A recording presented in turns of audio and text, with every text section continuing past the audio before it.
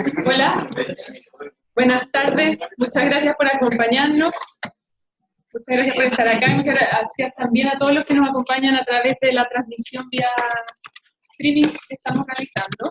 Esta es la cuarta clase abierta que realiza la Escuela de Gobierno dentro del contexto de crisis del último mes y medio. El objetivo de esta instancia ha sido generar un momento para la comunidad UC en el cual podamos aprender sobre los conceptos principales, sobre qué es lo que dice la evidencia en torno a los temas más importantes que se están tratando en la crisis. Hemos hablado de temas de desigualdad, de democracia, de constitución, y hoy día el profesor Valdés nos va a hablar de pensiones, cuáles son los conceptos centrales, cuáles son los pros, los contras, etcétera, con el objetivo principal de que como comunidad podamos ir desarrollando opiniones formadas y reflexiones lo más robustas posible. Esta es la cuarta clase abierta, vienen 3 clases más. Mañana va a venir el alcalde de Renca hablarnos sobre cómo ha sido la crisis social desde lo local, cuáles han sido los principales temas y qué es lo que él ve hacia adelante. Y la próxima semana tenemos 2 exposiciones más sobre las claves antropológicas y las claves sociológicas para comprender la crisis. Así que los dejamos muy invitados, también van a estar transmitidas por streaming y toda la información está en nuestras redes sociales.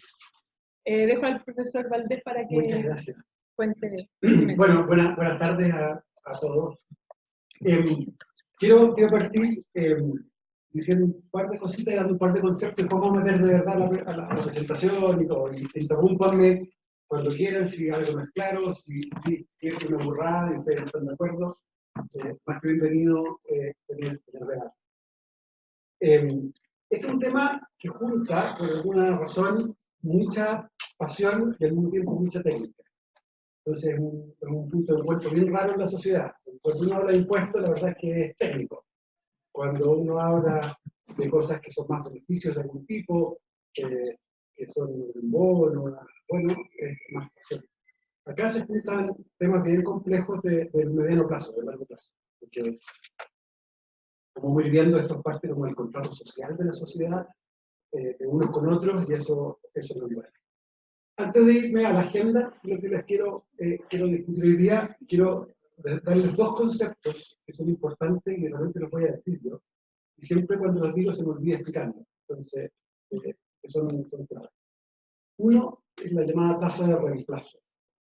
Por tasa de reemplazo vamos a entender la división entre cuánto es la pensión que recibe una persona y cuánto eran sus últimos sueldos. Bien vagamente definido. Yo les voy a mostrar tasa de reemplazo respecto del último sueldo. La Unión Internacional se usa más bien los últimos 10 sueldos, pero eso es tasa de reemplazo. Es como comparar la plata que uno traía cuando era activo versus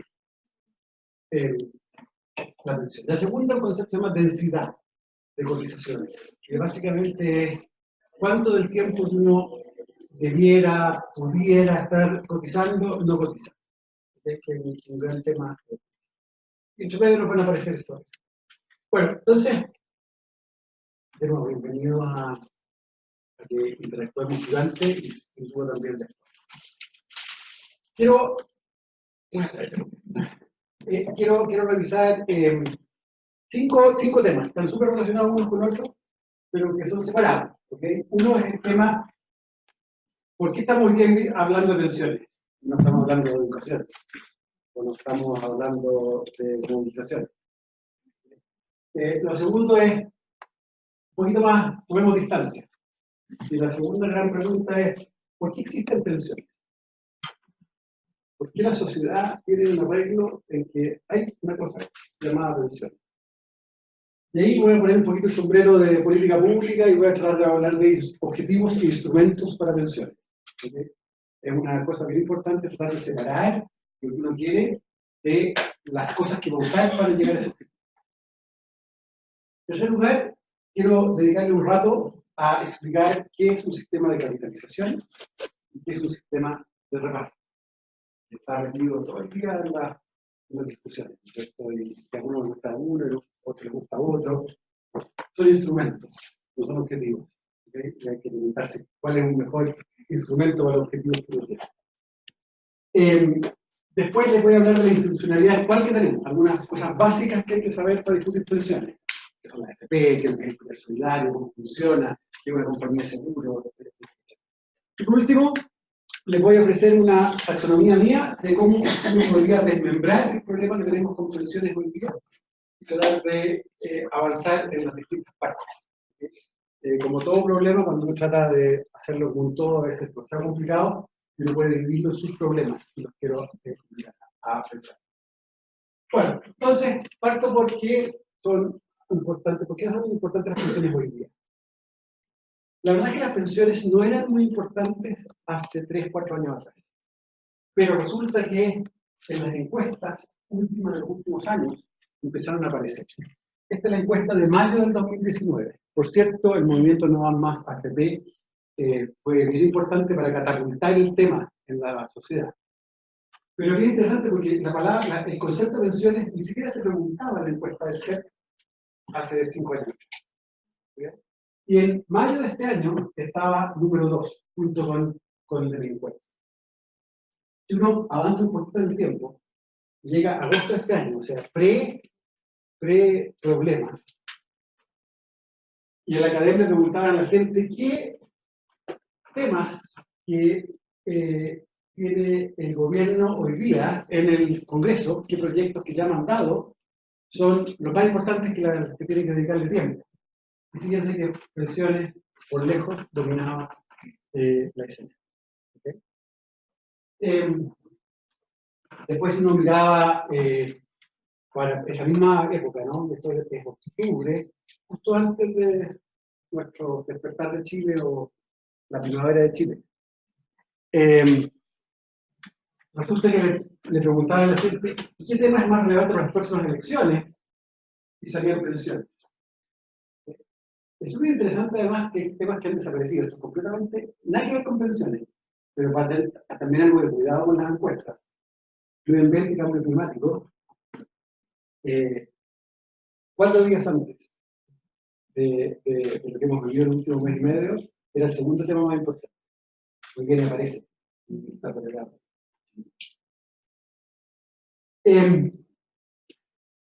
Si uno avanza en el tiempo aún más y dice qué problemas prioritarios se deben atender hoy día, la academia del 27 de octubre ponía pensiones como un tema central. El tema individual más importante, la línea roja, era la Constitución.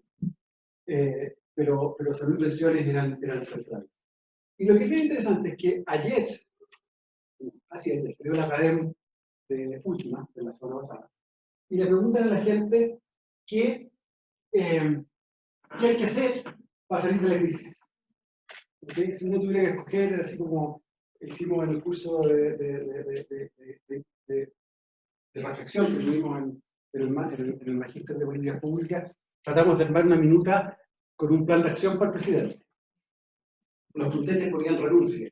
Y se trató toda la clase al final de discutir de eso, y no avanzamos mucho en el plan de acción. Pero el plan de acción es el que contesta a la ciudadanía. ¿Okay? Y fíjense que es mejorar las pensiones lo más.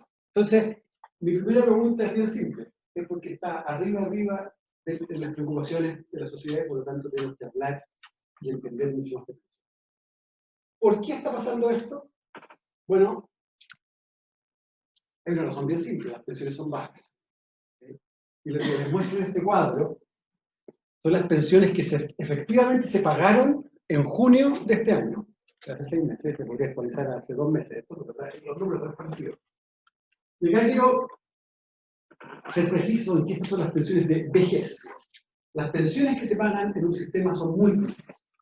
Las de vejez son de la gente que se retira. Las de sobrevivencia son para las personas que eran los dependientes del que se retiró. Típicamente el cónyuge de la persona que trabajaba. O hijos menores de 24 años. También hay hay pensiones de accidentes laborales, que se llaman pensiones de invalidez. Todo eso son todas estas pensiones, son muchas las que se pagan de todos estos tipos. Acá están solo las 726.000 pensiones pagadas en junio. Voy a decir ahora. Y que los montos están ahí. El monto promedio es 231 lucas. Que parece bajo. Incluso más. Aquí hay dos columnas. La columna autofinanciada es la cosa que la persona logró armar de sus cotizaciones. Lo que saca de la AFP, que ya vamos a explicar más adelante qué significa. La siguiente columna es total porque recibe un aporte del Estado. Fíjense que hay dos formas de retirarse. Una se llama retiro programado. Son más bajitas las pensiones. Otra es una renta vitalicia o una renta temporal, que es con una compañía de seguro. Cuando una persona, después de llegar a los 60 o los 65 años, tiene un pozo de plata, más grande o más chico, dependiendo de cuál es su sueldo, sus necesidades, si la AFP hizo una buena pega de sacar el rendimiento de la plata, tiene ese pozo de plata y tiene que decidir si es que deja la plata en la AFP y la va sacando a poquito, con reglas súper estrictas, que hacen que la pensión va bajando lento. ¿Han escuchado esta cuestión de los 110 años? Me imagino que muchos piensan que se calcula como si la gente fuera a vivir 110 años. No, eso no es verdad. Se calcula como si la gente tuviera la chance de 0,1% de llegar a los 110. Pero hay que ir guardando plata. Uno se la puede sacar de un sobre. Y esas reglas para sacar plata van haciendo que la pensión caiga lenta. Como la gente puede vivir 110 años, las cosas que se están continuando ahora, hay que guardar un poquitito por si viviera hasta ese punto. Pero esto es una cosa más. Esa es una forma. La otra forma es comprarle a una compañía de seguro un instrumento que es exactamente lo opuesto a un seguro de vida. ¿Qué pasa con un seguro de vida? Uno le paga a la compañía de seguro todos los meses la plata, y si se muere, la familia recibe plata. Una renta vitalicia es que el afiliado le pasa el chocoso de plata que tiene al comienzo, y la compañía de seguro le paga plata. Si esa persona vive poco tiempo, sale un negocio con la compañía de seguro. Si vive mucho tiempo, sale mal negocio con la compañía de seguro. Y hay un montón de compañías de seguro que hacen. Son las dos formas de cubrirse. ¿Okay? En ambas, las pensiones son malitas. Son mejores en renta vitalicia, no porque las compañías de seguro sean buenas y las FP malas, porque compiten en cada grupo, sino que porque la gente que va a renta vitalicia es gente de plata. Las compañías de seguro les sale un poco caro atender a la gente de ahora. Vuelvo a tu pregunta al tiro, pero raya con la suma, lo que yo quiero que vean es que estas son pensiones relativamente bajas. Mucha gente, casi 500.000 personas, con una pensión autofinanciada de 127.000 pesos. ¿Ahí están incorporadas las pensiones de la Fuerza Armada?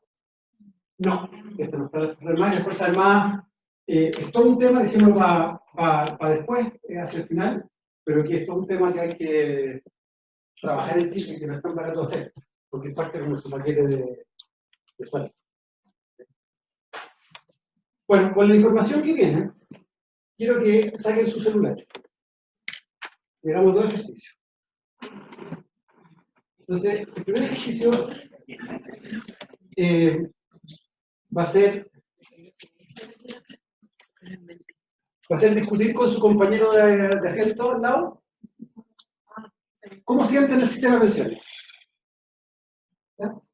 Lo único que quiero que hagan es esos 2 minutos, que van a hacer desde ahora para adelante. Y después, cada uno, independientemente, va a poner 2 palabras entran a menti.com, usan ese código y entran y ponen 2 palabras. Entonces, primero, 2 minutos de conversación. Son 3 preguntas, 3. Una sola. Puede reflexionar.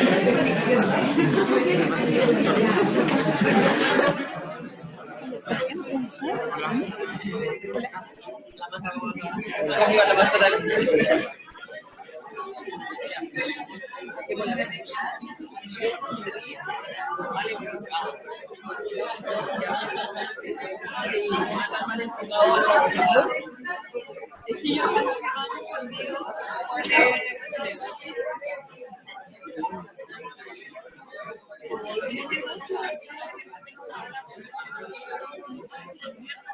o sea, el negocio de lo que la gente quiere es que te den una buena pensión. Lo que la gente quiere es lucrar, porque es una empresa. Obviamente,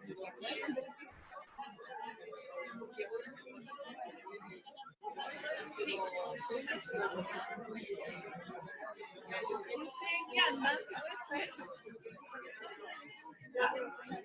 Tiempo. Ponga dos palabras para escribir nuestro sistema de...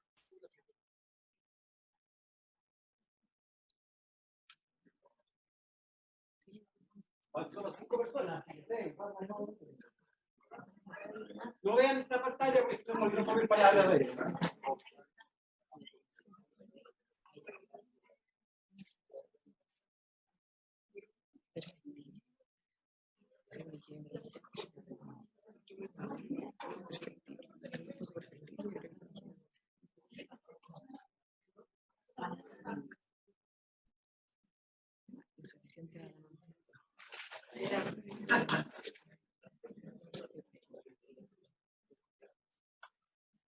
¿Faltan? ¿Falta alguien?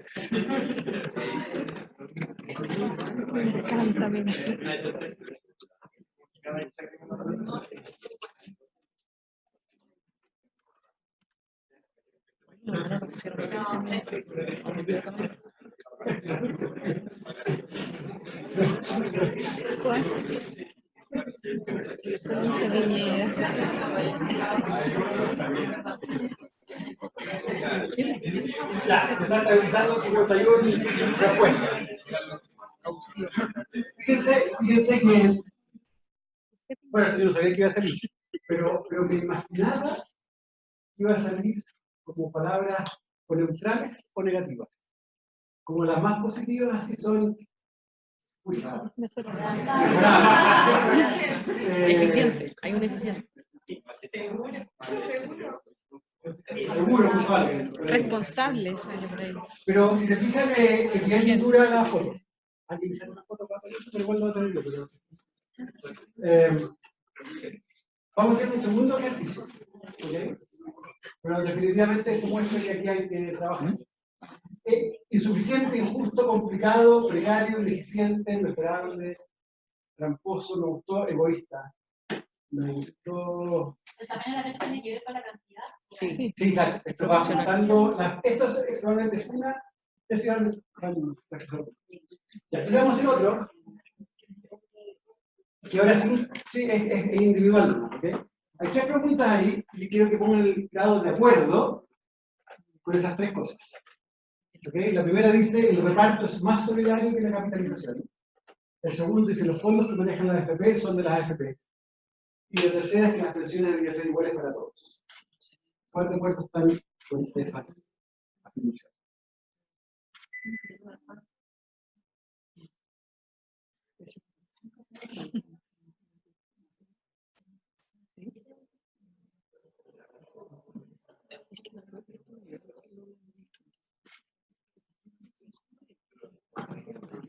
Puede que haya gente votando. Por eso decía, es demasiado. Demasiada gente.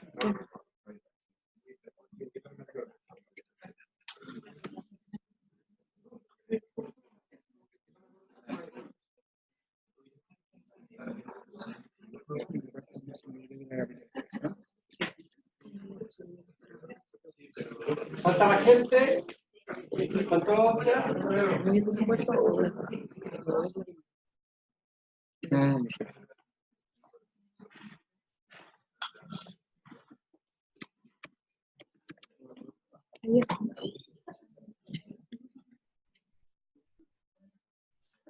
Ahí está.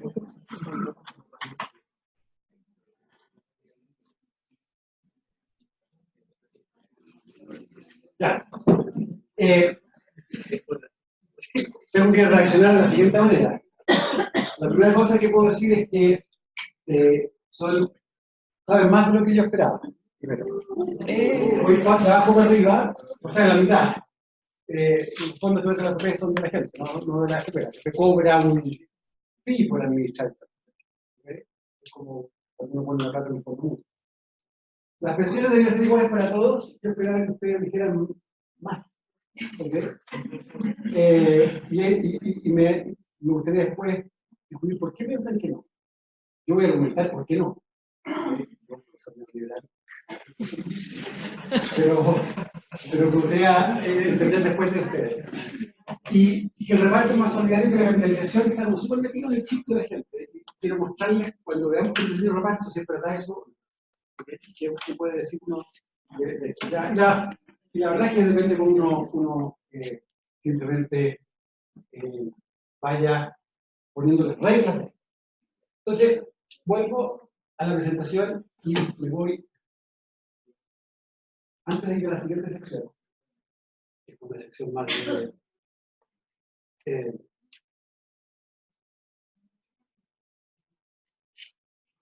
teórica de por qué existen pensiones.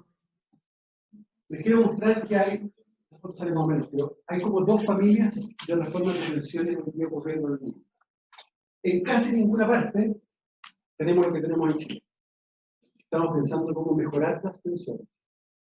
En casi todas partes del mundo, Brasil acaba de terminar su reforma, Putin, Rusia, trató de subir la cotización durante el mundial, a ver si pasaba con aire, los sectores, qué hacerlo. En España, la pelea de los últimos años es si reajustan o no por la inflación las pensiones de la gente. Están en el ¿okay? Es muy fácil que un sistema de pensiones entre en un problema y que no alcanza la plata. Y esa es una de las cosas que hacen de este tema, que es muy pasional, también técnicamente muy elevado. Y sobre todo si no nos importan mucho los nietos o los bisnietos, puede pensarse mucho. Entonces, hay harto cuidado como sea. Ya, vamos entonces a la segunda patita, que es ¿por qué existen pensiones? ¿Quién se puede crear una razón? Sí. Porque después desde como 1900 en adelante se produjo el sistema de como seguro, El seguro social, del seguro social Alemania. En el cual en Chile también salieron temas trabajadores, cosas así, y de ahí surge el sistema de pensiones en Chile. Ya, pero porque lo copiamos en el fondo. Claro. La pregunta siguiente es, ¿por qué hay estas cosas? Ok, vivimos más, pero ¿por qué no lo dejamos solitos? Allá atrás hay que retiro. Porque no ahorramos para la vejez, lo gastamos antes. Ya, Sofía. El Estado tiene la concepción de que no tenemos la capacidad de pensar a futuro para ahorrar por el trabajo. O sea, parecido a... ¿Ya? ¿Quién más quiere hacer otra razón? O sea, lo que está saliendo acá básicamente es porque vivimos más y porque son un poco pajarones, en cierto sentido, en que no preveemos suficiente. Si sea más eficiente juntar el ahorro de todos para hacerlo más grande. Sí, pero eso no me hace pensar de por qué lo obligamos a contribuir. ¿Okay? Sí, porque a mayor edad bajan las probabilidades de trabajar y de recibir sueldos que se recibían. Sin duda, o sea, lo que sabemos es que la gente en algún momento le bajan los ingresos fuertemente porque deja de trabajar. Pero lo que estaban diciendo los compañeros antes es que si uno fuese súper previsor, debería ahorrar en los tiempos que trabaja, viendo que le va a pasar esto. Entonces la pregunta siguiente es, ¿por qué el Estado lo obliga a hacer? Porque podría ser una carga tremenda para el Estado. Si usted deja de trabajar en algún momento de su vida, ese lastre que va a tener el Estado es tremendo. Súper, o sea, si además es imprevisible y además el Estado no va a poder prometer que no te ayuda, último. Igual está como la pensión solidaria. Es más que nada también porque muchas veces la forma en la que está hecho el sistema o cómo uno trabaja no te deja ni siquiera ahorrar. No te deja ahorrar. Como que no te displata suficiente. No te displata suficiente, aunque fueras previsible. Al final del día, nadie sabe muy bien si somos muy inteligentes o no muy inteligentes. Hay supuestos distintos dependiendo de la concepción. Pero uno puede pensar en dos grandes visiones de por qué existen políticas públicas en este ámbito. En otros ámbitos van a ser otros. Desde la economía hay razones para tener un sistema de seguridad social y obligar a la gente a ahorrar o a contribuir. ¿Okay? Y desde la política también hay, desde la ética también hay razones para hacer. Y son razones un poco distintas, como siempre. Desde la economía ya salió un tema súper importante. Las personas pueden ser miopes.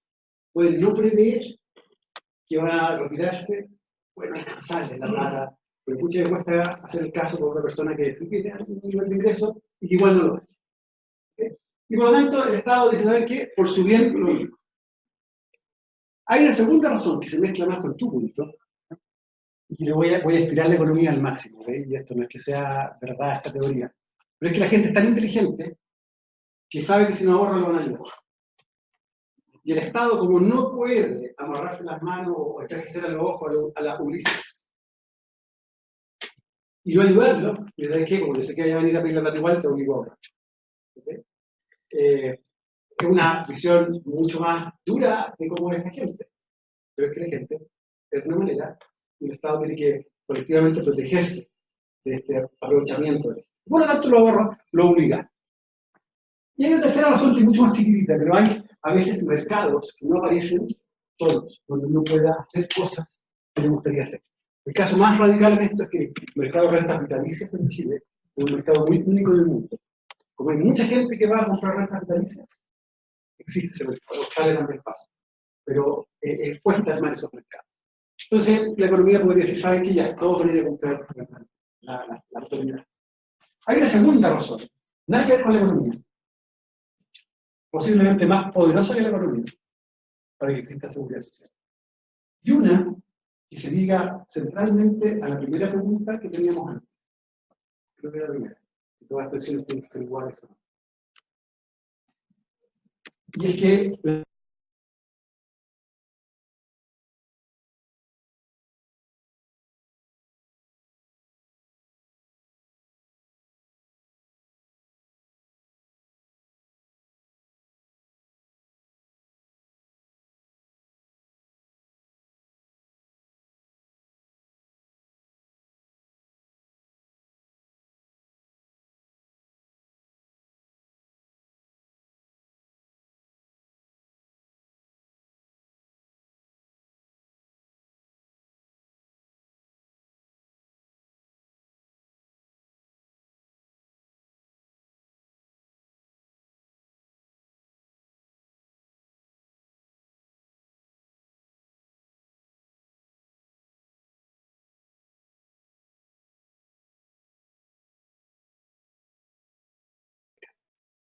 y la primera cuestión es que vamos a querer que un sistema de pensiones tenga un mínimo ético para los mayores, de manera que ellos no sean pobres.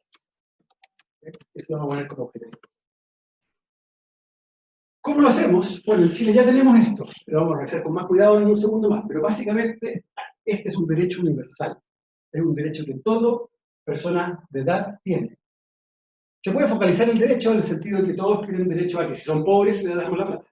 Si es rico no le damos la plata, eso es focalización. Pero cualquier chileno o chilena tiene el derecho a recibir esta pensión. Potencialmente es súper caro, porque mientras más sea grande la plata que le damos a todos, bueno, hay que sacarle alguna parte. Y segundo, puede distorsionar.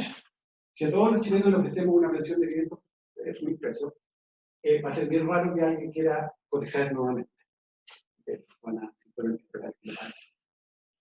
El pilar solidario tenemos un mecanismo súper bueno. ¿Okay? Un mecanismo súper bueno, pero un buen mecanismo. No nos han inventado un mejor.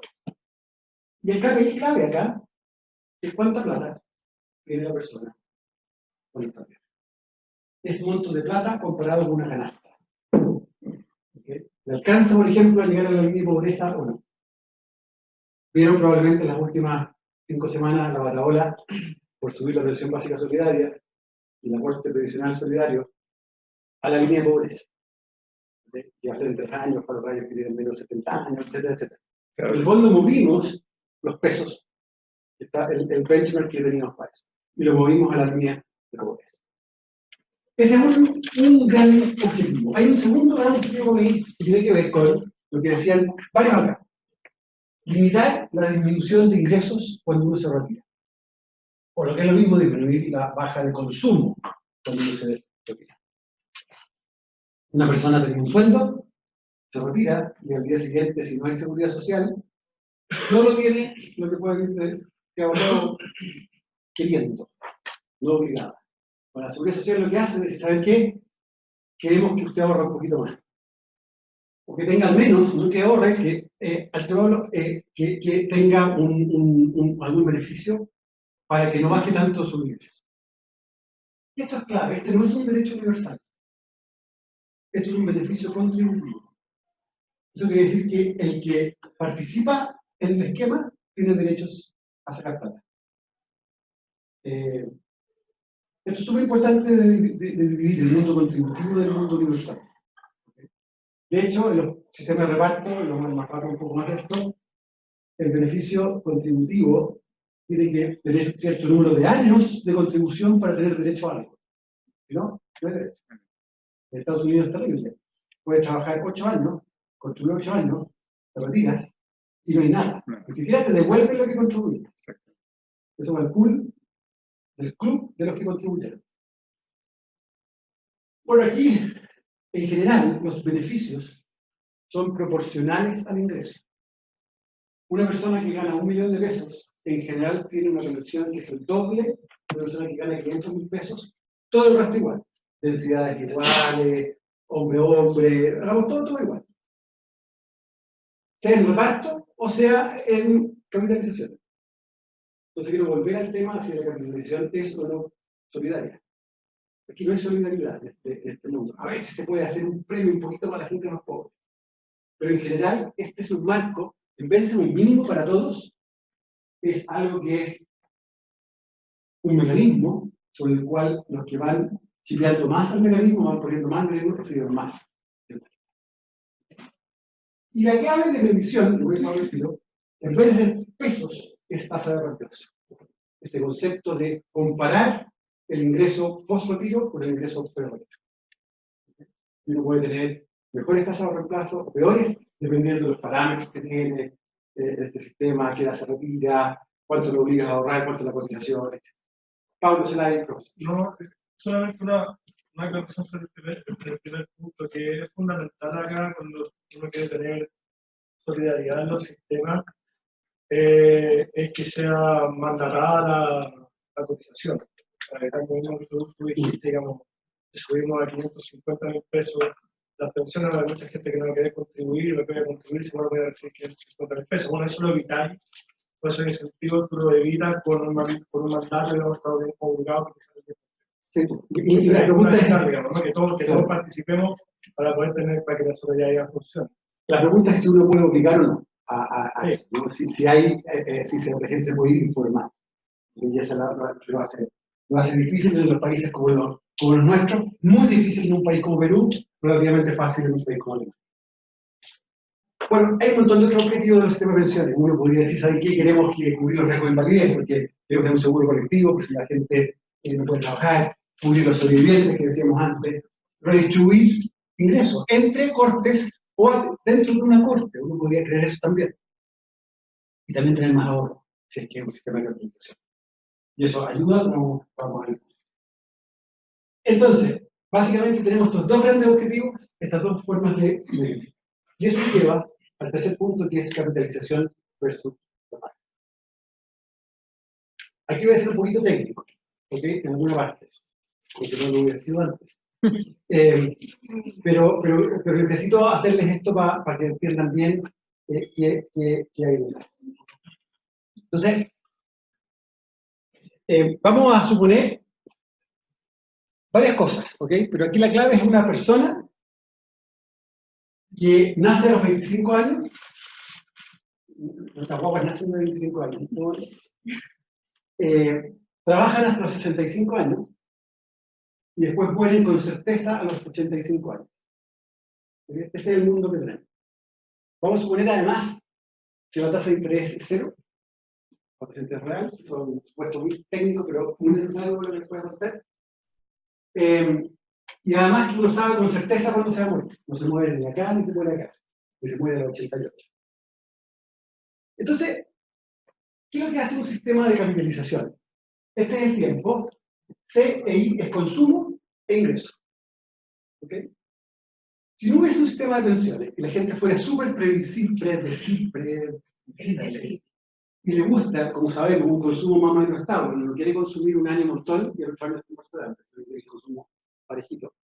La gente sola tendría un ingreso de I y consumiría C.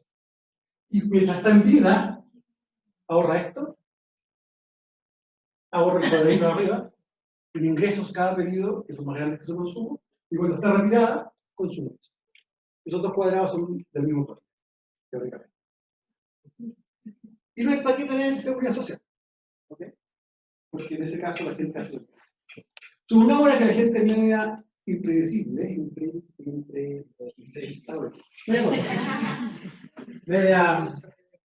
vez de eso lo que hace es consumirse todo su ingreso. Y llega a los 65 sin nada, ahorrado. Y nuestra tremenda fiesta sea igual ahí, toda la vida. Y acá tiene que consumirse. Sabiendo eso, el Estado dice, no, vale. Usted que va a hacer esta cuestión, sabe que lo voy a obligar a ahorrar cada periodo esa altura que está arriba. Y cuando se retire va a poder sacar la plata, el retiro programado o el renta vitalicia, el primer amigo que sabemos que todos vamos a vivir. Y vamos a sacar justo la plata para que su consumo sea alto. Ese va a ser el caso 1, que va a ser capitalización. Yo voy a obligar a las personas a ahorrar.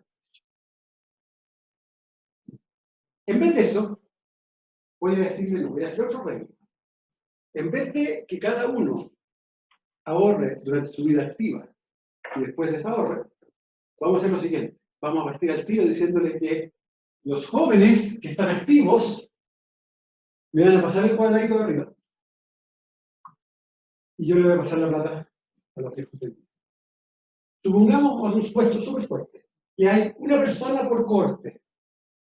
O 1000, 1 millón, no es lo mismo, pero el tamaño de la población es uniforme.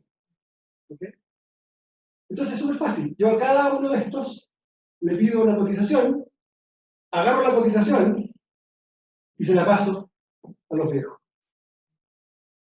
En estado estacionario, en el largo plazo, los dos sistemas son exactamente iguales en términos de consumo. En uno, la gente ahorra mientras es joven y saca su ahorro cuando es vieja. En el sistema de reparto, la gente le traspasa esa misma plata a los viejos hoy día. Y el consumo de los viejos es igual en los dos casos. Con algunas diferencias que quiero mencionar ahora que son centrales.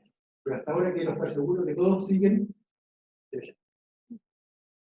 ¿Todos ok? Entonces la diferencia al final entre reparto y capitalización es que esta plata se ahorra y después se desahorra.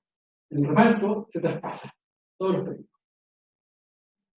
Les voy a mostrar una... Sí. ¿Pero lo que se recibe en ambos casos es lo mismo? Sí, estamos diciendo que exactamente el mismo, porque la tasa de interés es cero, porque hay varias cosas. No va a ser exactamente lo mismo después por una razón súper profunda, técnica, pero por ahora supongamos que es. La primera cosa que quiero que cachen es que ninguno es más solidario que el otro. Los consumos son iguales. Aquí además, es muy raro hablar de solidaridad porque son todos iguales. Cada persona es igual que la otra, no es más rica, más pobre. Pero al final, los consumos son los mismos. Lo que es súper interesante, bueno, y si fueran algunos más ricos que otros, y los beneficios fueran proporcionales a las cotizaciones, pasa lo mismo. No hay solidaridad de ningún tipo. Profesor, sí. Pero no es un error decir que no hay solidaridad, porque al final cuando yo estoy ahorrando para mí misma, claramente que estoy pensando en mí individualmente y sé que a mayor sueldo voy a poder ahorrar más. En cambio, cuando yo doy un sistema de traspaso, yo estoy pensando que lo que yo estoy haciendo es para mantener a la gente más vieja, que alguna vez me van a mantener a mí, etc. No es la solidaridad ser responsable de todo, y eso es ser responsable. Depende, es muy buena la pregunta, y depende crucialmente de cómo son los beneficios. Si los beneficios son proporcionales a lo que tú viste, no pasa, excepto por un tema que voy a volver, que hay dos temas centrales para mí, que son las dos diferencias clave. Uno puede hacer más o menos solidario un sistema de capitalización o uno de reparto dependiendo de las reglas. Capitalización es que guardamos la plata hoy día y la consumimos después. Por cierto, la capitalización individual es extremadamente individualista. Pero yo a propósito no he usado la palabra individual porque quiero contarles que hay muchos sistemas de capitalización que son colectivos. Y uno podría incluso tener, ¿sabes qué? Ricos y pobres chipean, se retiran juntos y hay subsidios cruzados. ¿Okay? Entonces, me he quedado explícito en eso afuera porque quiero llevarlos a donde está la tensión más importante. La tensión más importante de esto es que la capitalización produce un stock de ahorro en el tiempo. Y eso tiene como contrapartida un stock de capital. Financia empresas. Esas empresas contratan personas y pagan sueldos. Y por lo tanto, con capitalización, en el largo plazo, el PIB y los salarios y el empleo es más alto. Ahora, eso es en el tiempo. Demora mucho tiempo en pasar. Contrario a esto, le voy a decir que cuál es la gracia mayor del reparto. Supongamos un momento que nadie está consumiendo nada digamos, nace la primera, no nace. Están todos. Estos viejos de acá están sin plata. Porque se consumieron todo. Y el Estado viene y dice, vamos a empezar a ahorrar. Sucede que recién el tipo que parte acá va a poder ahorrar todo lo necesario para estar acá. Un tipo de 26 años no alcanza a ahorrar todo el tiempo. ¿Para qué decir uno de 64? ¿Okay? En reparto, en cambio, se da una cosa que es una inmediatez políticamente muy, muy atrayente. Hoy día agarro plata de los jóvenes y se la paso a los viejos. Por lo tanto, puedo mejorar las pensiones de un paraguayo. Ya. Sin embargo, yo discrepo un poco con usted. Porque creo que usted habló en capitalización de que habría un dinero que se podría reinvertir, ¿cierto? Efectivamente, se reinvierte. Que es el modelo que tenemos hoy, me parece, ¿no? Sí, pero que tiene Suecia también con cuentas colectivas, nacionales. Sin embargo, en el reparto me parece a mí que si hay jóvenes que están trabajando un periodo de 40 a 45 años, también van a generar riqueza, ¿cierto? Efectivamente, una cantidad de ese dinero va a ir a los más viejos para poderlos mantener, pero sin embargo también genero riqueza y también puedo incrementar el PIB y una serie de cosas más. O sea, puede ser un poco engañoso lo que usted... No, que quiero estar en desacuerdo respetuosamente, ¿sí? Porque lo que producen las personas es una cosa y la producen en las dos. La gracia es que el que tiene capitalización maneja un tractor último modelo y el otro usa, voy a decir una carretera, no tiene por qué ser así, un tractor un poco menos bueno. ¿Okay? Entonces, el stock de capital es lo que hace la diferencia. Hay un gran paper del Banco Central que cuantifica estas cosas y no son tan pequeñas estas diferencias. Pero la clave, a donde los quiero llevar es como a la política pública más del observador, más que en las preferencias, es que la capitalización produce más en el largo plazo, pero demora. El reparto, en cambio, es instantáneo, porque uno agarra el rato del día y se la da. Ahora, ¿cuál es otra cosa que es muy problemática? Es que el reparto, bueno, de hecho, déjame hacer el ejemplo. La capitalización es bastante robusta a los cambios de población. El reparto es muy poco robusto a los cambios de población. Le voy a dar el ejemplo. Estamos en estado estacionario, o sea, las cosas están funcionando súper normal, hay una persona por corte, estamos en los dos sistemas, dos países, dos sistemas. Pero todo el resto igual. Imagínense que en un momento empiezan a hacer la generación año por medio. No hay todos los años una persona, sino que año por medio aparece una persona. ¿Qué sucede si tenemos un sistema de capitalización? No pasa nada.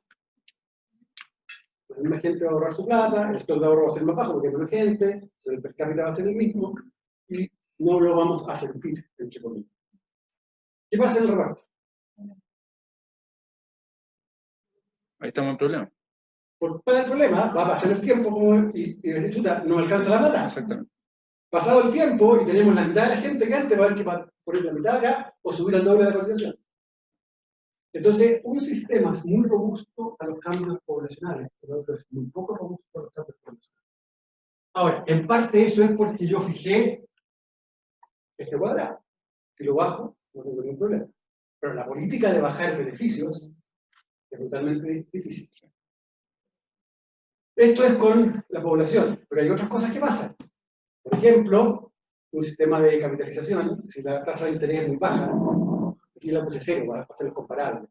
Si es muy baja la gente ahorra, pero no recibe tanto después. Entonces esto también es un problema. Entonces, no es tan robusto tampoco, pero es más robusto a Para llevarlo como al meollo de la cuestión, les voy a mostrar qué sucede si hoy día subimos las cotizaciones. En realidad esto no es hoy día, esto es el año 2017. Esto está hecho de verdad para el 2017. Subimos las cotizaciones en 5 puntos porcentuales. ¿Okay? De 10 que es hoy día, un empleado tiene que poner 10 de sus sueldos en la AFP. Y en vez de poner eso, ahora vamos a poner 5 más. Pero los 5 más los vamos a poner en un sistema en capitalización individual completo. Y el otro sistema lo vamos a poner en reparto completo. tomando en cuenta la dinámica poblacional de Chile, tasas de interés, tasas de densidad, etcétera, etcétera. Pero vamos a ver qué le pasa, cuánto sube en el fondo la tasa de reemplazo. Si es ahorro, si es capitalización, sucede esto. Como se demora en madurar, parte con aumentos muy chiquititos. En 10 años apenas subimos las pensiones. Pasa el tiempo, sin embargo, y las generaciones futuras van a tener mucho más plata ahorrada. Una persona que parte hoy día a los 25 años trabajando, como ahorra 5 más, tiene mecánicamente 50% más de pensión cuando se retire. ¿Okay? Porque parte ahorrando 10 y ahora ahorra 15. ¿Qué sucede con el reparto? Con el reparto pasa eso. Súper interesante. Parte más arriba, porque ponemos más plata. Pero la dinámica poblacional nos empieza a enredar, tenemos que bajar los beneficios. Y en el 2057, una persona que hoy día, a los 17 partía jovencito, 40 años después, en realidad le sube la pensión 7%, 7 puntos porcentuales de su sueldo en vez de 15. Entonces, fíjense que aquí hay un trade-off súper complicado de manejar. Si hacemos aumento de cotización y nos vamos a capitalización, no hay cómo mejorar las pensiones luego, que era el plan original de este gobierno. Si hacemos puro reparto, podemos mejorarlo un montón, pero en 2, 3 décadas más vamos a estar bajando las pensiones, que es no más efectiva. Lo que hay que hacer es buscar una combinación, de que sea lo más justa posible, etcétera, etcétera. ¿No? Sí. ¿Eso tiene en cuenta los cambios de precio? Está todo en UF. Así que, porque los sueldos, esto incluso más, los sueldos son un poquito más que la inflación, pero también incluye eso. Porque el reparto tiene una gracia, que los cabros en 30 años más van a ganar más que los cabros hoy día. Entonces, tener más plata para darle a los viejos. Pero van a ser menos jóvenes por viejo que hoy día. Entonces hay las dos fuerzas. Acá importa mucho la tasa de rentabilidad. Si le pudiéramos sacar 20% real al año al fondo de pensiones, no habría ningún problema. Porque una poca plata la hacemos fundir y mucha plata después. Hoy día no. Bueno, eso era para mi gusto central que entendieran la diferencia de capitalización y reparto. La capitalización individual es un extremo en que cada uno tiene su cuenta, pero hay capitalizaciones colectivas. Y el reparto tiene este problema. Es todo rápido, pero vulnerable. En el mundo habían 30 sistemas de FP, básicamente, en el año 2000. Hoy día quedan 12. Es impresionante cómo se han revertido. Ahora, casi todos los que se han revertido son sistemas relativamente nuevos. ¿Okay? Y por nuevo me refiero a que llevan pocos años de transición. Porque fíjense ahora qué le pasa al pobre Estado cuando dice vamos a hacer un sistema de capitalización. Lo que le pasó a Chile en el 80, o le pasó a Polonia hace 10 años y tuvo que revertir. Cuando es un sistema de reparto, que existía en Chile, que no era mucha gente, funcionaba más o menos mal en varias cosas, pero un sistema de reparto. El Estado pagaba las pensiones, pero el Estado recibía las cotizaciones. Cuando tú dices de ahora para adelante, chiquillo, es AFP. El Estado deja de recibir las cotizaciones, ellas van a la cuenta individual, pero tiene que seguir pagando por los siguientes 40, 50 años las pensiones de la gente que no tiene. Eso tiene un esfuerzo fiscal brutal. El ahorro que está detrás de las AFP no es ni de la AFP ni de las personas que ahorraron, es del fisco de los últimos 30, 40 años. Y tuvo que hacer el esfuerzo de lograr pensiones igual sin tener ingresos. Nosotros ya pasamos eso, pasamos el pic hace rato y estamos gastando cada vez menos en eso. El pic de esos gastos era como 5 puntos de PIB al año, muchísimo. Hoy día menos de 1. Entonces sería como deshacer esto, es un poco arriesgado en el sentido que hicimos todo el esfuerzo. Cuando uno no ha pasado este esfuerzo, es más difícil. Bueno, vimos lo que era reparto, que lo que era capitalización. ¿Okay? La discusión que en Chile está en el extremo, que era el proyecto de gobierno, que ya no es viable, el proyecto de norma FP, que no es viable por otras razones, y hay una multiplicidad de cosas. Pero antes de hablar de soluciones, hablemos de cómo funciona en serio el sistema. El sistema tiene, si uno quiere ponerlo como en simple, 3 grandes pilares, 3 mecanismos. tiene el pilar solidario, tiene el ahorro obligatorio en la AFP y tiene ahorro voluntario con beneficios tributarios. ¿Okay? El beneficio tributario es que uno ahorra y le perdonan el impuesto, se los cobran cuando viejo. Este, el 10%. Este, plata fiscal. ¿Okay? ¿Cómo funciona el pilar solidario?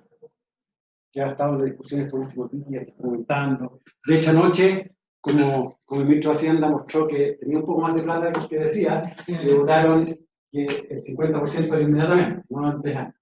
Y está ese proyecto ahí dando vueltas. ¿Cómo funciona el pilar solidario? El pilar solidario es, primero, su financiamiento es de rentas generales, es de impuestos. En segundo lugar, gasta 2.500 millones de dólares al año, 0,8% del PIB. Y no todos, es un beneficio universal, como decíamos antes, pero no todos lo reciben. Hay que ser parte de una familia del 60% más vulnerable de Chile. ¿Cómo funciona en la práctica? En la práctica funciona así. En este eje voy a dibujar lo que se llama la pensión autofinanciada. Es la pensión que yo saco de la AFP o de la compañía de seguro. Es lo que yo logré construir como pensión a través de la obra. En este eje voy a dibujar la pensión total. Si no existiera pilar solidario, esta es una línea de 45 grados. Si tengo 100 de pensión autofinanciada, tengo 100 de pensión total. ¿Cómo funciona el pilar solidario? Básicamente hace eso. Le pone un mínimo para aquellas personas que no tienen nada de pensión autofinanciada. Le dice, nosotros le vamos a dar 110.000 pesos. 110.200, preciso. De aquí para acá, vamos a también dar un suplemento. ¿Okay? Y esta parte de acá se llama, referencia, se llama APS, Aporte Previsional Solidario. En el fondo, aunque al que tiene una pensión chiquitita acá, se la subimos. Se la subimos más que a 110, pero le damos menos que 110. ¿Okay? Entonces, en el fondo, 2/3 versus 1/3. ¿No? ¿Cuánta gente hay en esto? Ah, y a propósito, el que tiene una pensión de 325 lucas, hasta ahí llegó. Más de 325 lucas no es tope. Se llama P+, la pensión máxima de aporte solidario. Hay muy poquitas pensiones para allá. ¿Okay? Lo que aquí de verdad es restrictivo, es binding, es el 60% más pobre. ¿Okay? Y esa es una gran cosa que yo creo que va a ser parte de la negociación que viene ahora, que es subir ese 60 a 90. ¿Cuánta gente hay? Acá, hoy día, hay casi 600.000 personas. Personas que no tenían nada de pensión y reciben 110.000 pesos. Acá hay casi 1 millón de personas. 1 millón de personas que básicamente logran una pensión de 185 en total, pero ellos ponen directamente 115. Esa es la autofinanciada. Y de los 115, le dan 70 y se transforma en 185. ¿Okay? Para poner un caso específico, alguien de 250.000 pesos, hoy día le dan 28.500 pesos más. ¿Okay? Está acá, ahí, bla, bla, bla. Así funciona el pilar. Y el pilar hoy día se está reajustando el 50% en todos sus parámetros. Sí. Y no es como papers o algo así que muestre que ese tramo hace que la gente quiera, que toda esa gente más vulnerable quiera trabajar más en el mercado informal, porque es un desincentivo de trabajo. Es un desincentivo, claro. Los papers internacionales muestran cierto desincentivo y es muy importante la pendiente de esa. ¿Okay? Y si es universal esto.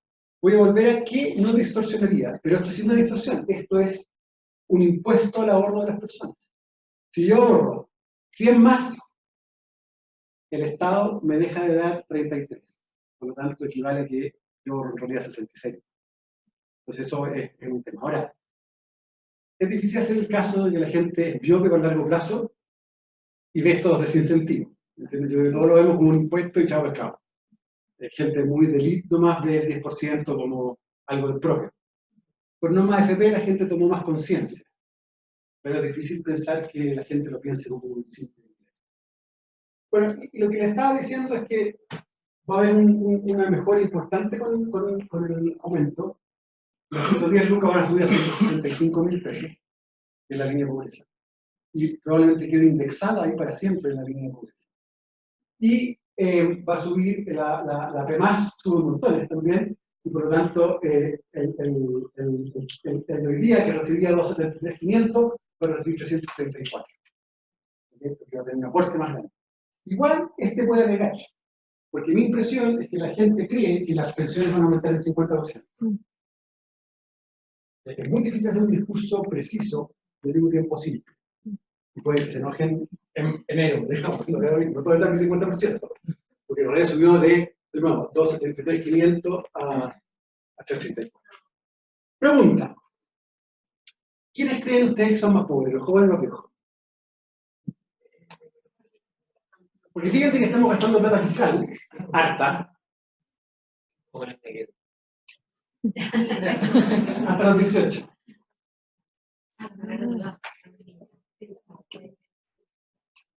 Bueno, les voy a mostrar lo que dice la CACEN, que también uno empieza a poner como dudas también que no estaremos gastando mucha plata en los que votan y menos en los que no votan. Ese es el corte de tasas de pobreza de la CACEN del 2017, en realidad era hasta los 17 años. De 60 más la tasa de pobreza es 4,5. En parte porque ya existe el empleo solidario. En parte porque la gente, mucha, tiene algún otro ingreso pequeñito que le ayuda, o está en pareja, o vive con alguien. O se habrá capitalizado en ese trayecto, su vida, de alguna manera. Alguna propiedad, y no sé. Y viene el alquiler solidario también. Les ha ayudado mucho. Pero esto no hay que olvidarlo, porque la plata no alcanza para todo. Y estamos lanzadísimos en pensiones. Como digamos al comienzo, la política está full en eso. Estuvimos full en. A ver, los estudiantes están acá de lo que pienso de gratuidad universal. En gratuidad. Pero faltan otros, ¿okay? Que no son los que protestan ni son los que votan. Ya, eso es cómo funciona el pilar solidario. ¿Alguno tiene alguna pregunta de la institucionalidad de AFPs para ir ahora a los problemas que tenemos? Pero era anterior, que cómo se determina el 60% más vulnerable, ¿es por el hogar? Es por hogar y como casi todas las cosas que tenemos en Chile, creo que la gente está un poquito cansada de la focalización y de disfrazarse del hogar. Está lleno de incentivos complejos. La gratuidad es el caso más dramático, donde hay gente que dice, bueno, trabajo horas extras, pero gratuidad. O prefiero separarme, divorciarme, para poder tener gratuidad. Esta línea, más que las distorsiones de esa línea, también veo mucho más las distorsiones que provocan cortes abruptos de beneficio por decir. La idea del presidente Lagos de devolver el IVA al 60% más pobre puede dejar bien contento al 55%, puede dejar muy enojado al 63%.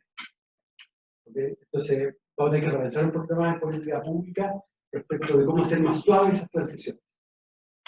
Que no es nada fácil, porque saber de dónde está la persona tampoco es muy fácil. Ya. ¿Alguna otra cosa? ¿Pregunta? Déjenme ir ahora a la taxonomía del problema actual. ¿Dónde estamos? ¿Qué problemas tenemos? Y quiero separar el problema actual que tenemos en 4. ¿Ok? Voy a dar 4 bloques.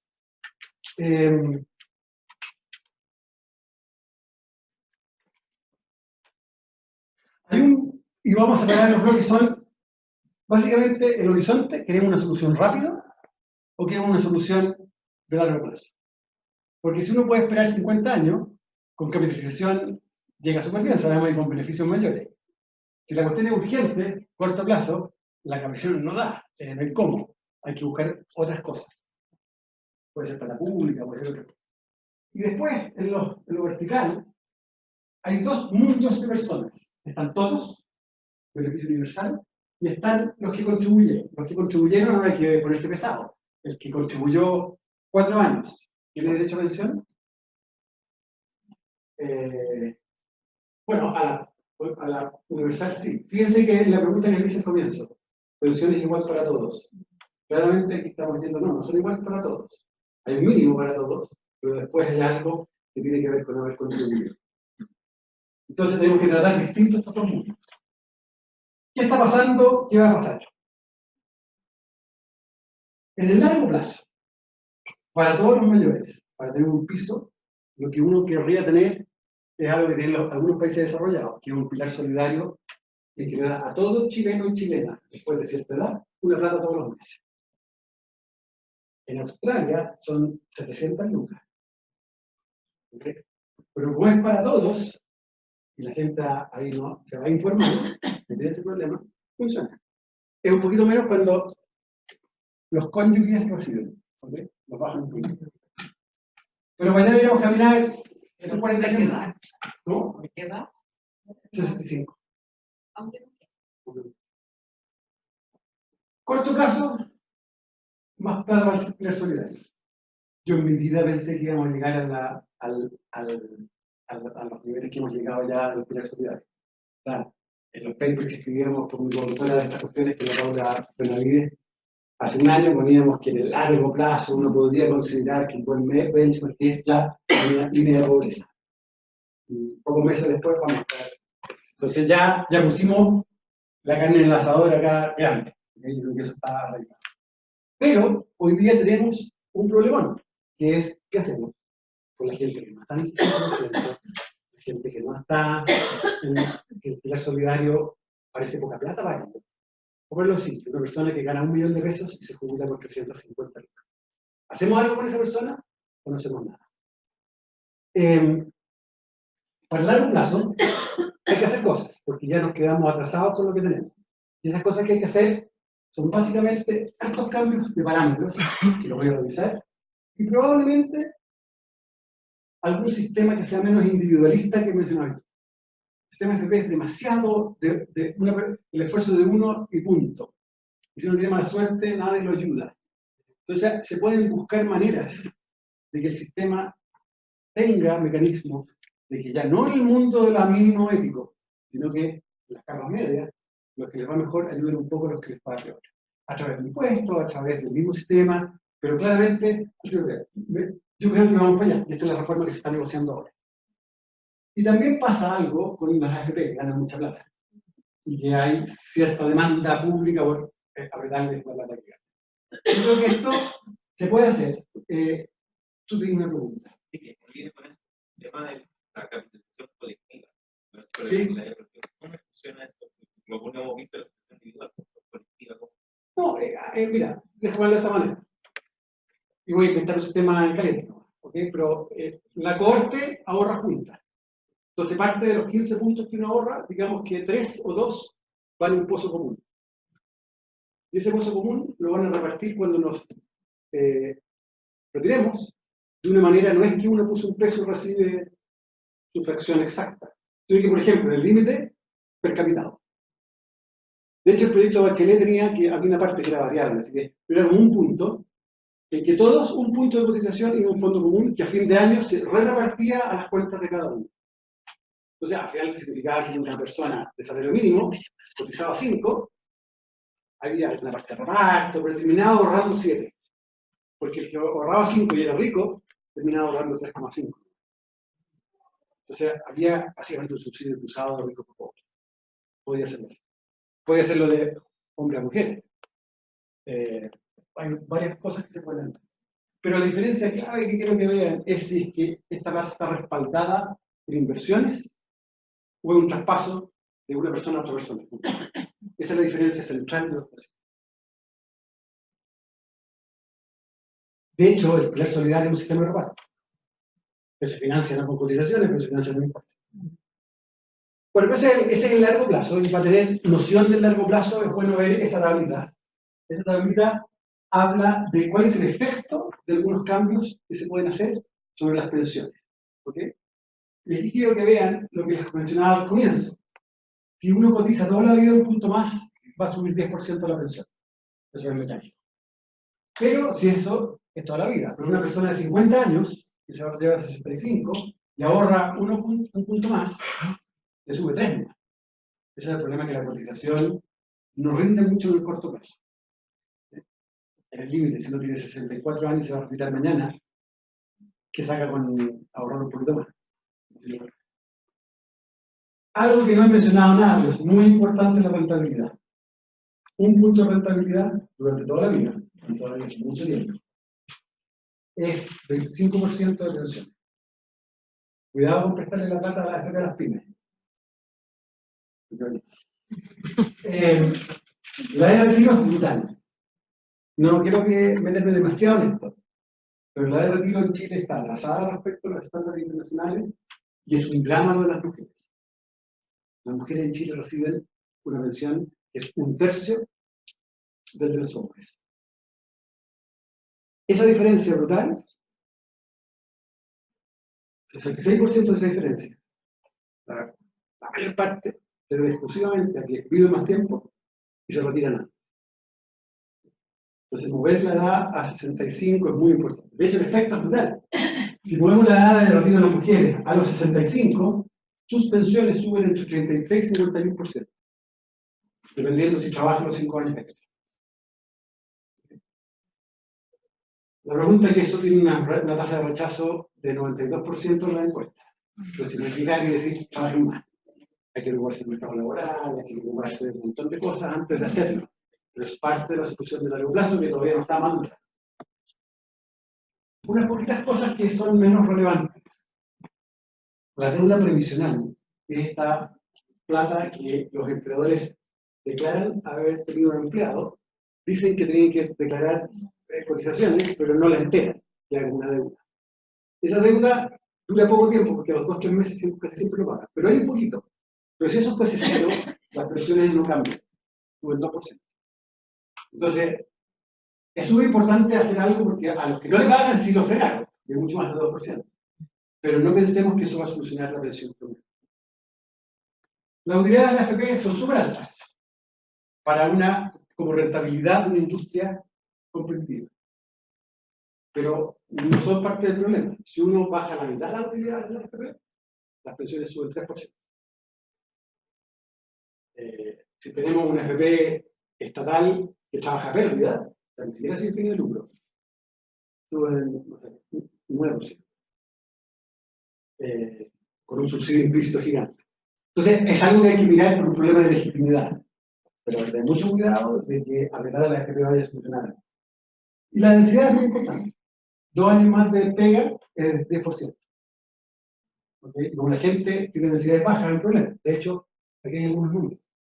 Lo primero es la tasa de cotización. En Chile cotizamos 10. Cotizamos 10 porque 1,2 es 11,2, pero 11,2 se lo pasamos a la AFP para remunerarla. 10 entra al pozo. El empleador pone 1,15 en Chile para pagar el seguro de sobrevivencia y de invalidez. Si yo me accidento, la universidad va a haber pagado y me van a pagar una pensión, gracias. Total, 12,3. Pide la OCDE, si uno va a seguir los cálculos, es 17,5. Entonces estamos como 5 puntos fuera de rango. Y lo otro que es bien notorio es que los empleadores pagan, no los trabajadores. Esto no importa a largo plazo, como los estudiantes de economía que estén presentes podrán explicarle, algo que es un poco intuitivo para ellos. No importa quién paga. En la transición sí importa. Y lo hace más probable de poder hacer. Es muy fácil decir que las cotizaciones van a aumentar a cargo del empleador porque no baja el sueldo. Pero en largo plazo no. Segunda cosa, las densidades. Fíjense que las mujeres trabajan menos de la mitad del tiempo que debieran para este sistema. Y por último, la de rentabilidad. Todas estas cuestiones son de largo plazo. Lo único que podría aquí producir cambios en el corto plazo de verdad es la edad de retiro. Como les decía antes, es justo la cuestión que tiene más rechazo político por debajo. Entonces es difícil de arreglar. ¿Qué hacemos entonces para el corto plazo? Bueno, aquí va a haber que usar reparto. Lo podemos disfrazar de una manera, de otra manera. Plata pública no hay pacto. Entonces lo que hay que hacer es subir en algo la cotización y dar algo de plata para los viejos jubilados de hoy día y de por los próximos 20, 30 años. Y quizás pase. Fíjense un número bien impresionante, que es que son las tasas de reemplazo. Estas son tasas efectivas con el universo de gente. Son un poco datos viejos, terminan en 2014 porque lo hicimos cuando yo estaba en la Hacienda, y no se actualizaba. Pero fíjense que hay dos cosas muy notables. Primero, la diferencia hombre-mujer, que yo ya la mencioné, que se achica un poquitito cuando uno le suma el primer solidario.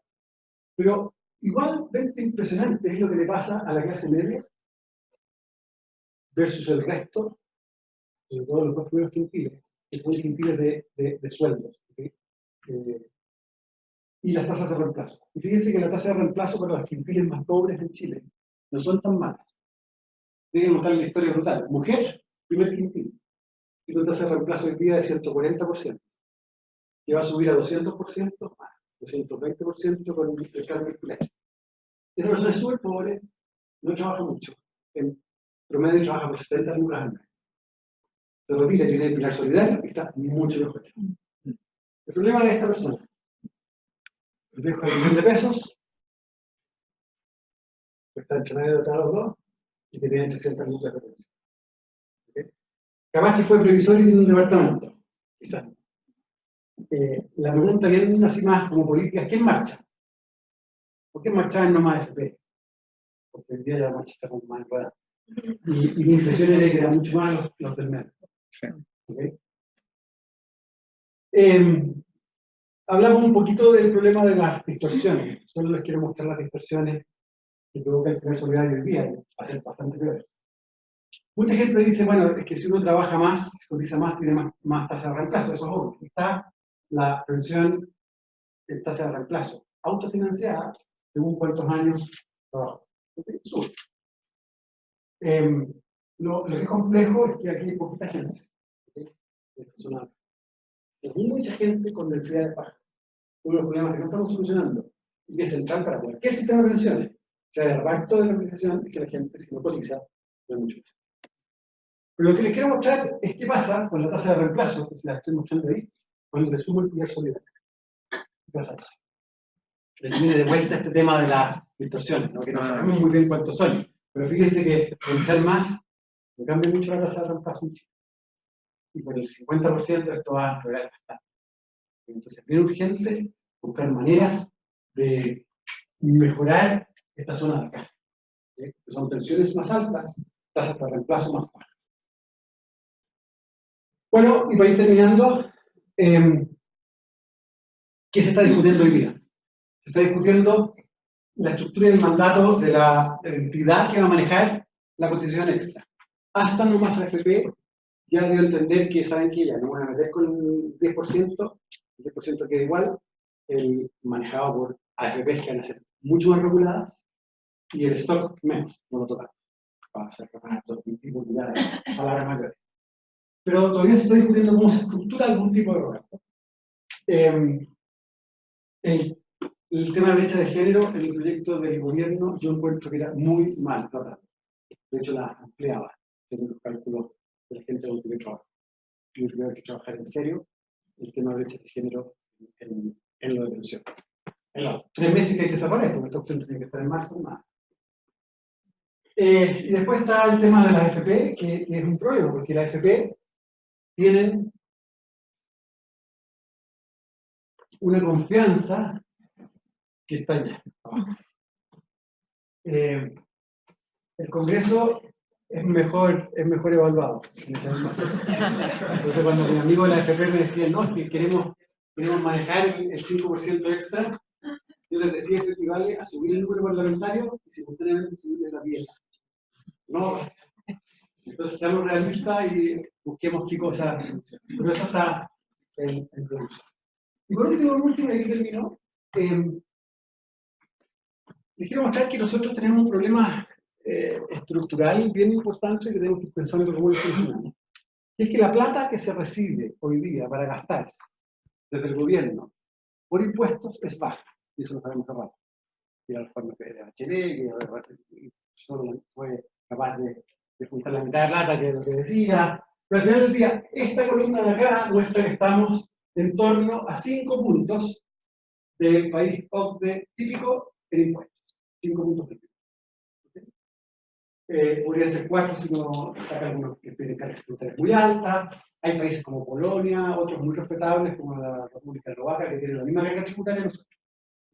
Incluso Alemania no tiene una carga tributaria tanto más alta que nosotros.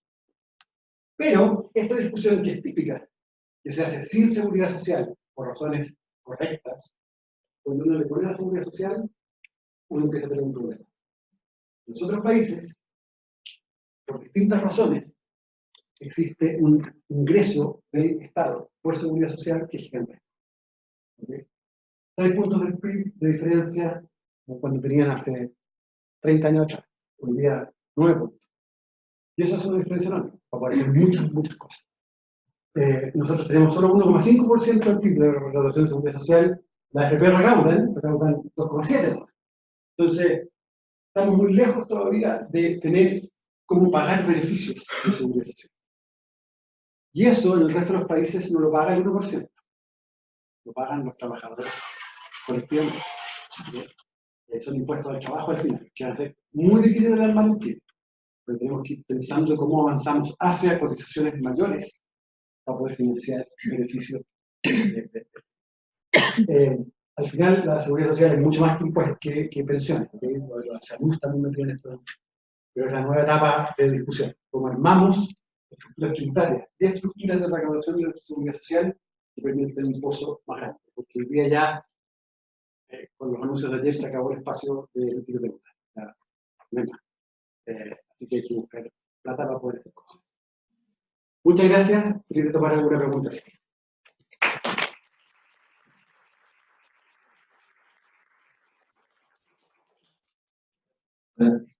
¿Cuál es el impedimento de que no puedan entrar nuevas AFP a competir? Ya, te voy a buscar.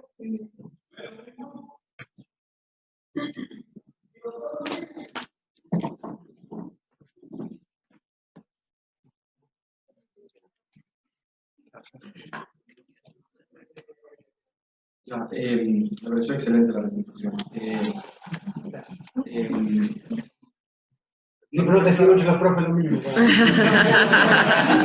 Colegas. Nos toca estar ahora el tema de la AFP estatal. Y yo quería plantearlo también desde un punto de vista de cómo la idea de una AFP estatal puede también quizá otorgarle mayor legitimidad. Que sea una forma también, no solamente, quizás no es la forma más, con una AFP estatal no vas a mejorar obviamente las pensiones, pero quizá la sensación de abuso, de un lucro excesivo, etcétera, sí se podría mitigar con una AFP estatal.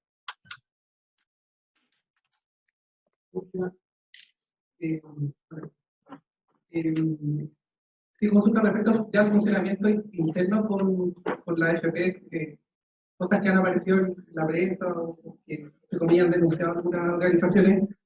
Por ejemplo, el tema de no asumir las pérdidas, entre comillas, ¿qué tan de cierto en eso? ¿Qué podría afectar eso o sea, si se regula mejor, en qué podría afectar en las pensiones, por otra parte? Y lo segundo, eso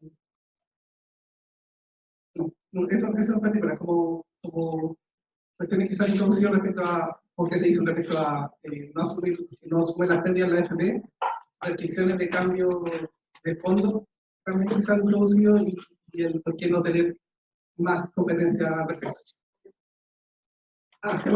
Perdón.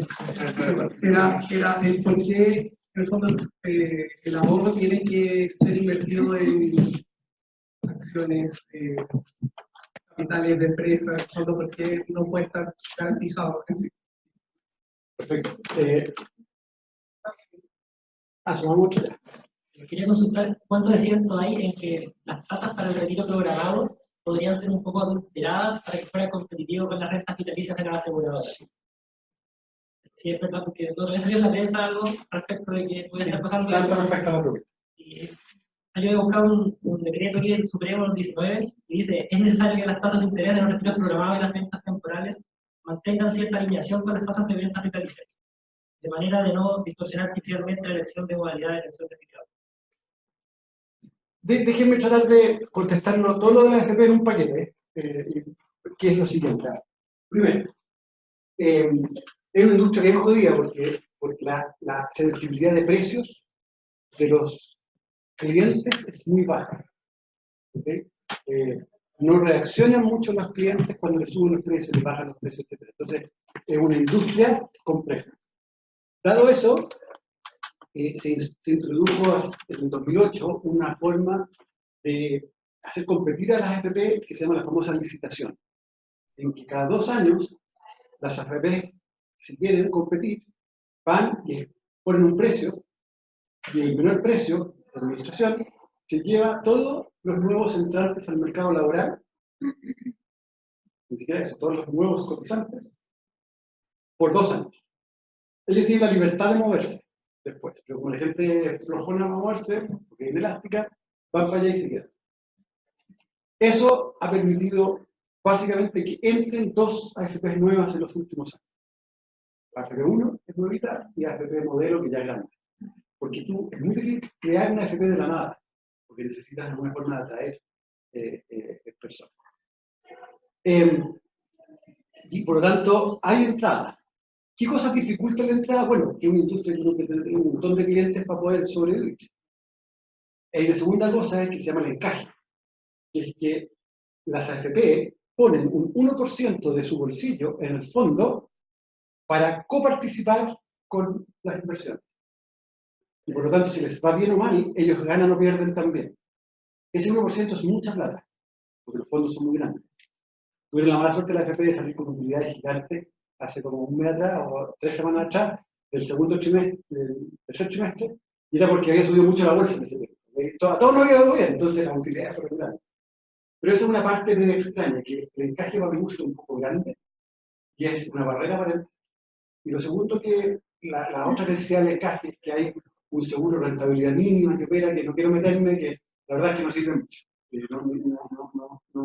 Los tipos son demasiado cuidadosos y hacen lo mismo, nadie se desvía de él. Entonces, entrada es posible. Pero hay una cuestión bien de fondo.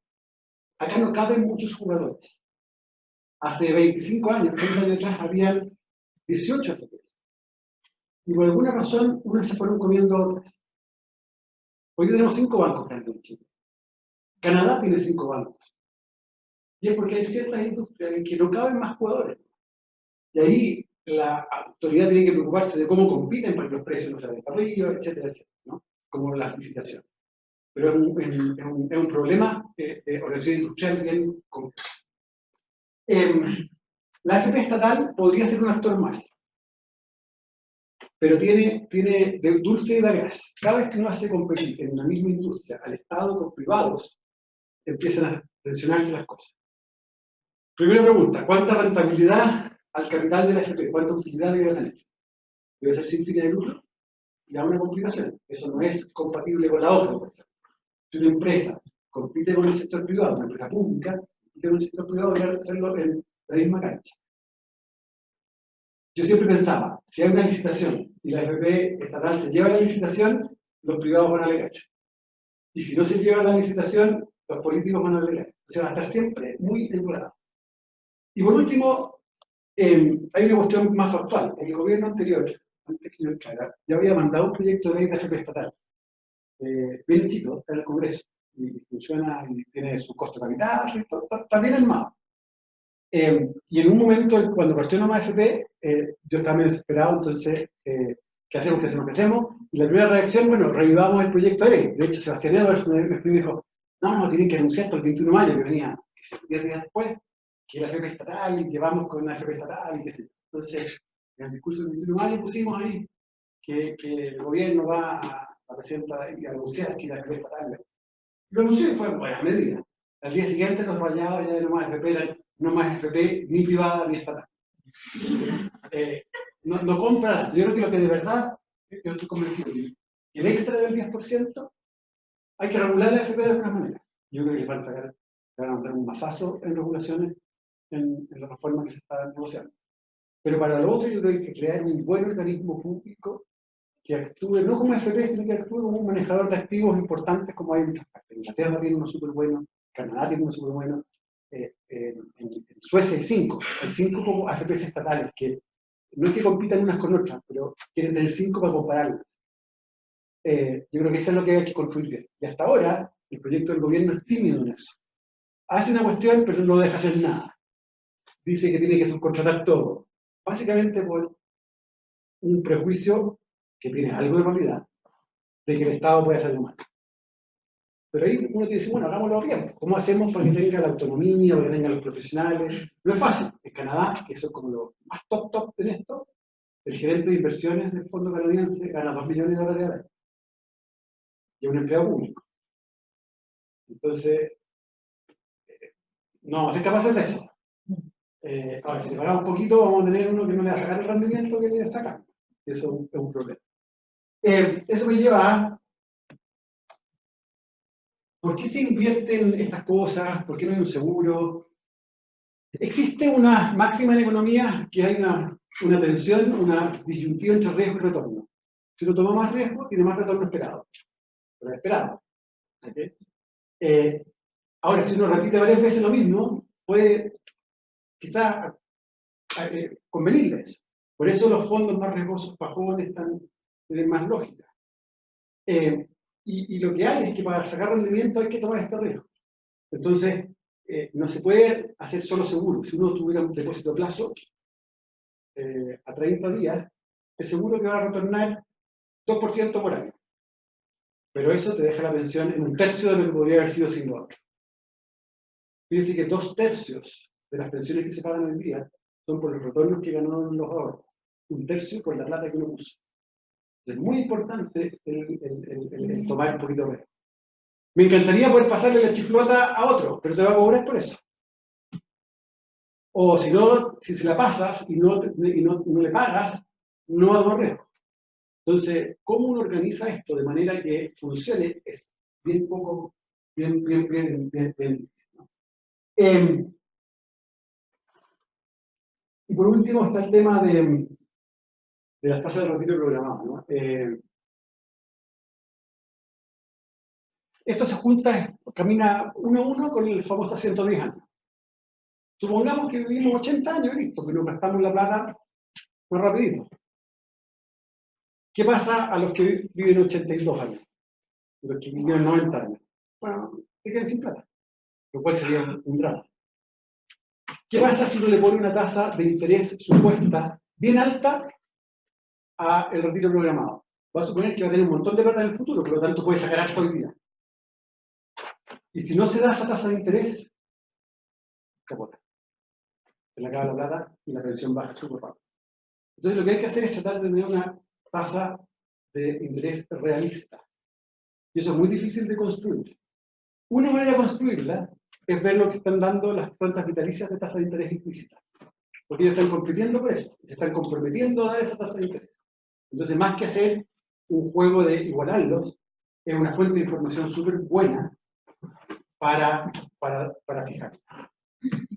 Es bueno el argumento que tiene perdón, lo firmó yo, esa cuestión que tú leías, que era un decreto o algo, no tengo idea. Sí hay que tener mucho cuidado en no darle una ventaja particular a la renta vitalicia versus el retiro programado.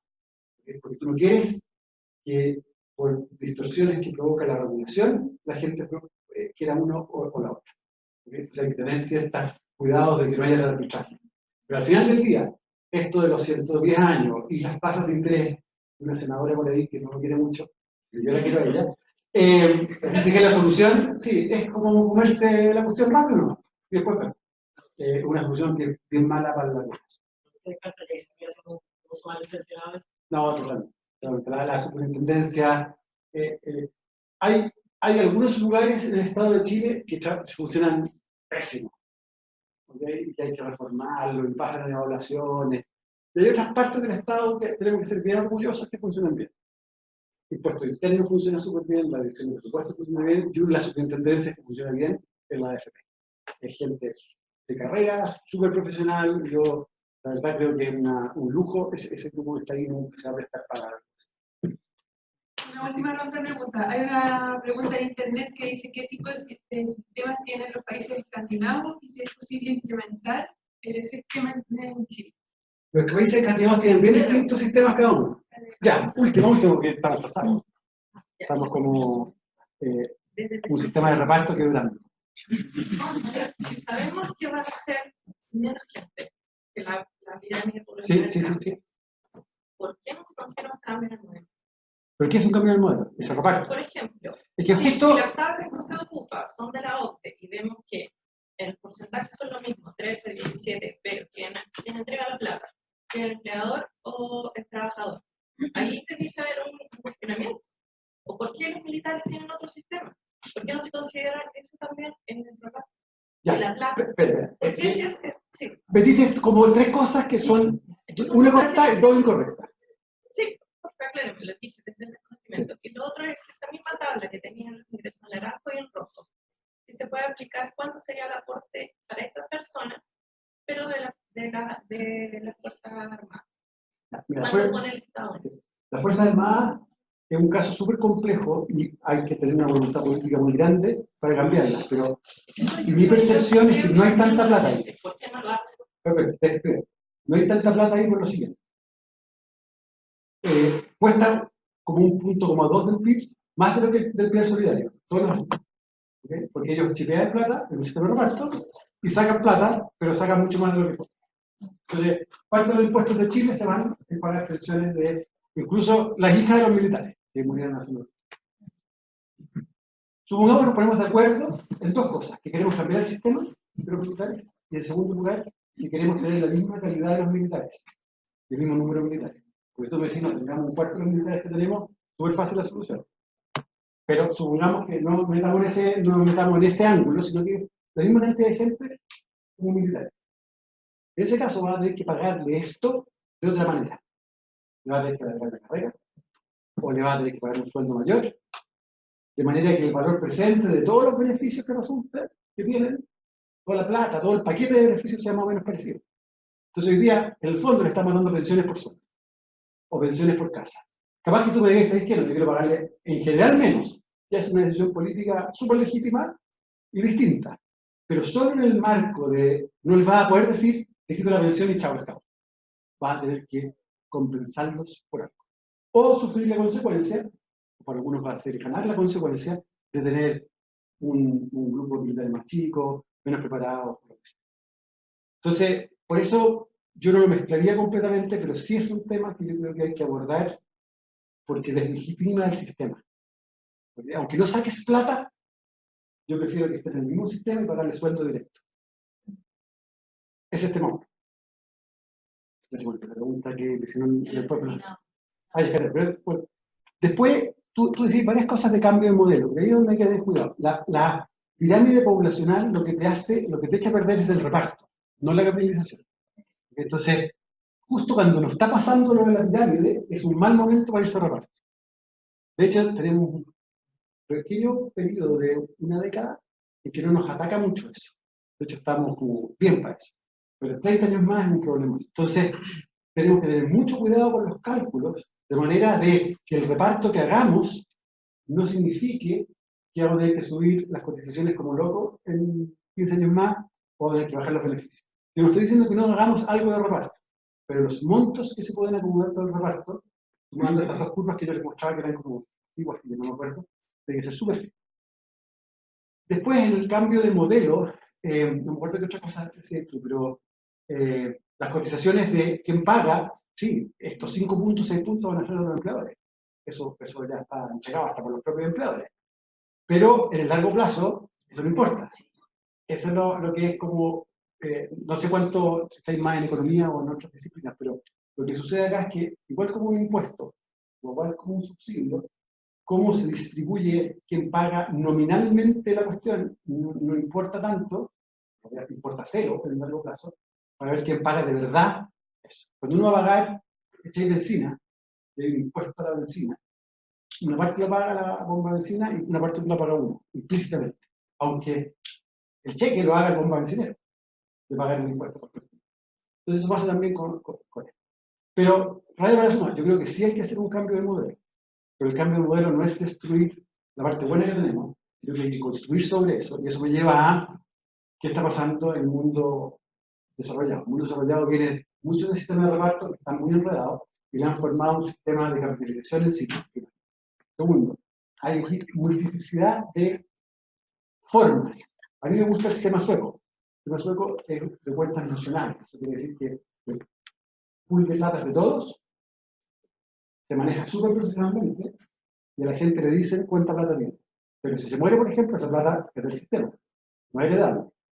Es colectivo en el sentido de que uno puede, si a una generación le va mal, le pasa plata de la otra generación y hay reglas para todo esto.